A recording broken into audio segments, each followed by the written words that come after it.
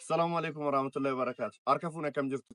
Viidiyoo kana jalqaba irratti nama 10 sheer akka gootan amaana isinii jechuun barbaada. Hordoftoota amantaa Islaamaa baga baatii kabajamaaf jaalatamaa Ramadaan isin ga'e jechuun barbaada. Waggoota 5 darbaniif jechuudha. Yeroo Ramadaan seenuuf jedhuu fi Ramadaana keessaa sagantaa deeggarsa garaagaraa gochaa turuun kun yaadatama. Gama faxarsiisaatii fi namoota harka qalleeyyii waan ittiin Ramadaana qabanii fi Ramadaan ittiin sooman hin qabneef kallattii garaagaraatiin waan nyaatamuu fi waan itti faxaran garaagaraa gochaa turuun keenya ni yaadatama jechuudha.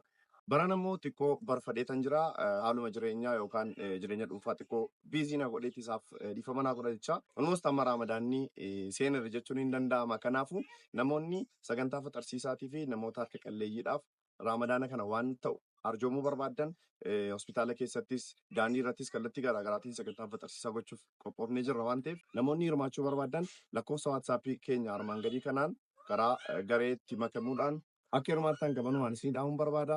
Galatoomaa ulfaadhaa.